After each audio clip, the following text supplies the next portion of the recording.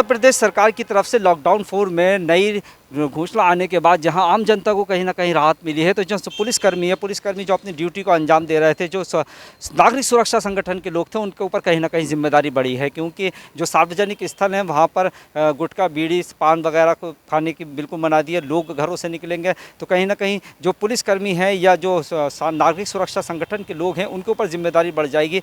पहले महिला को आने की इजाज़त नहीं थी, वो गाड़ी पर बैठने की 2 सवारी नहीं बैठ सकती थी, अब 2 महिला गाड़ी पर बैठ सकती है। तो कहीं ना कहीं जिम्मेदारी बढ़ी है, और जिम्मेदारी बढ़ी है तो कहीं ना कहीं चर्चा का विषय भी है, चिंता का विषय भी है। सर, क्या नाम है आपका? मेरा नाम नितिन सेठी है। नितिन सेठी जी, लॉकडाउन 4 में जो नई गाइडलाइन आई है उसमें जनता को तो राहत ज़रूर मिली है, लेकिन आपके लिए भी एक जिम्मेदारी बढ़ी है, क्या कहना चाहेंगे?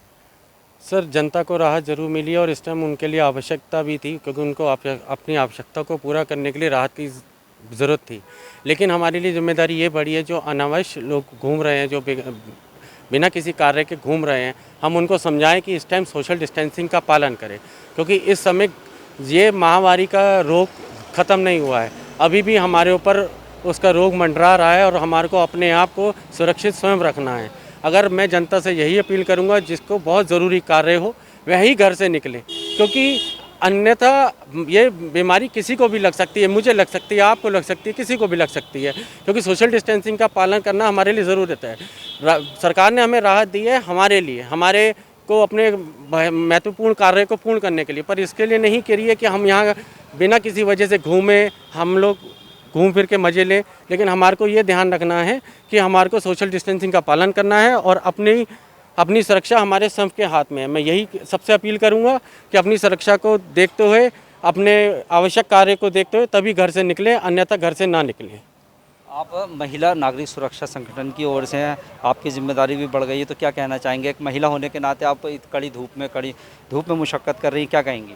सर, आज के टाइम में महिलाएं जो हैं सबसे आगे बढ़ के काम करने को तैयार हैं। जैसा कि सिविल डिफेंस में महिलाओं की संख्या बहुत कम है। मैं चाहती हूँ महिलाएं आगे बढ़ें और सिविल डिफेंस को ज्वाइन करें। आज के दौर में जो लॉकडाउन 4 शुरू हुआ है, उसमें नागरिक सुरक्षा की ज़्यादा से ज़्यादा जिम्मेदारियां बढ़ गई हैं। मैं लोगों से यही अपील करूंगी, देशवासियों से यही अपील करूंगी कि वो कम से कम घर से निकलें, सोशल डिस्टेंसिंग का ख्याल रखें, मास्क को लगा के रखें और एक दूसरे से कम 2 गज की दूरी बना के रखें। तभी हम कोरोना को हरा सकते हैं और देश को जिता सकते हैं। अगर देश के अंदर से हमें कोरोना को निकालना है, तो हमें खुद को, अपने आप को बचाते हुए दूसरों को बचाना है, जिससे कि देश सुरक्षित रहे। हमारे जो देश में कोरोना की संख्या 1 लाख को पार कर गई है, वो कम हो। जैसे जैसे ये संख्या बढ़ेगी, हमारे लिए खतरा और बढ़ेगा। इस खतरे को रोकने के लिए हमें अपने आप को सेव करके दूसरों की सेवा के लिए कार्य को आगे बढ़ाना है। बिल्कुल, सोशल डिस्टेंस का ख्याल रखना है। सोशल डिस्टेंस का ख्याल रखेंगे तभी इस कोरोना जैसी महामारी, जैसी बीमारी से हम कहीं ना कहीं सुरक्षित रह सकते हैं। नागरिक सुरक्षा संगठन के साथ साथ ही जो पुलिसकर्मी है, वो भी एक कड़ी धूप में अपनी ड्यूटी को अंजाम दे रहा है। आइए जानते हैं लॉकडाउन 4 में किस तरह से उनके लिए भी चैलेंज बढ़ा है। सर, किस तरह से चैलेंज बढ़ गया आपके लिए? चैलेंज ये बढ़ गया है कि अब लोगों का मूवमेंट ज़्यादा हो गया है, लोग ज़्यादा घर से निकल रहे हैं, जिनके लिए वो अभी ये नहीं पूरी तरीके से समझ पा रहे हैं कि हम लोगों को कितना निकलना है, क्यों निकलना है और कितना ज़रूरी काम से निकलना है।